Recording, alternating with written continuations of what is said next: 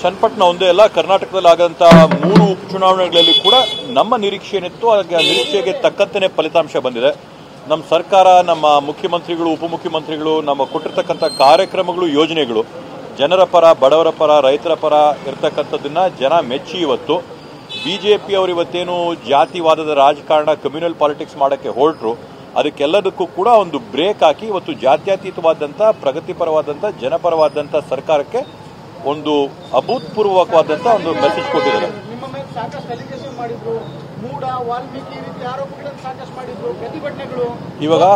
ಇವಾಗ ತಾವು ನೋಡ್ದಂಗೆ ಯಾವುದೇ ಒಂದು ಮಾಡಿದಂಥ ಆರೋಪ ಕೂಡ, ಆರೋಪಕ್ಕೆ ಯಾವುದೇ ಒಂದು ಬುನಾದಿನೇ ಇರಲಿಲ್ಲ. ಬುನಾದಿ ಇಲ್ಲದಂಥ ಆರೋಪಗಳನ್ನ ಮಾಡಿದ್ದಂಥದ್ದು.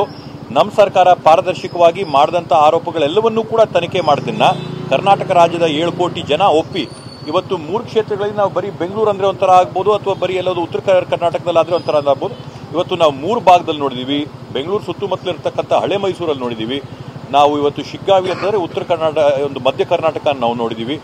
ಸಂಡೂರನ್ನ ನೋಡಿದ್ರೆ ಮೇಲ್ಭಾಗ ನಾವು ಹತ್ರ ನಾವು ಕಲ್ಯಾಣ ಕರ್ನಾಟಕ ಭಾಗದಲ್ಲಿ ನಾವು ನೋಡಿದೀವಿ. ಎಲ್ಲಾ ಭಾಗದಲ್ಲಿ ಕೂಡ ಫಲಿತಾಂಶ ಸಣ್ಣ ಪುಟ್ಟ ಮಾರ್ಜಿನ್ ಅಲ್ಲ, ಒಳ್ಳೆ ಕಂಫರ್ಟಬಲ್ ಮಾರ್ಜಿನಲ್ಲಿ 16,000ಕ್ಕಿಂತ ಜಾಸ್ತಿ ಮಾರ್ಜಿನಲ್ಲಿ ಗೆಲ್ತಾ ಇರೋದ್ರಿಂದ ಮತದಾರರು ಇವತ್ತು ಕಾಂಗ್ರೆಸ್ ಸರ್ಕಾರದ ಪರ ಇದ್ದಾರೆ ಅಂತ ವಿಶ್ವಾಸ. ಗ್ಯಾರಂಟಿ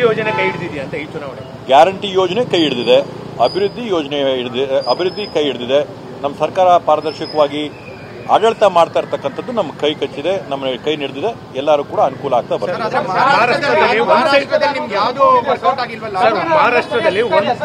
ಈಗಾಗಲೇ ನಾನು ನಿನ್ನೆ ತಾನೇ ನಮ್ಮ ಹೊಸಕೋಟೆ ತಾಲೂಕಲ್ಲಿ ಸುಮಾರು ಒಂದು 25 ಕೋಟಿ ಕಾರ್ಯಕ್ರಮಗಳಿಗೆ ಚಾಲನೆ ಕೊಟ್ಟು ನಾನು ಭೂಮಿ ಪೂಜೆ ಮಾಡಿ ಬಂದಿದ್ದೀನಿ.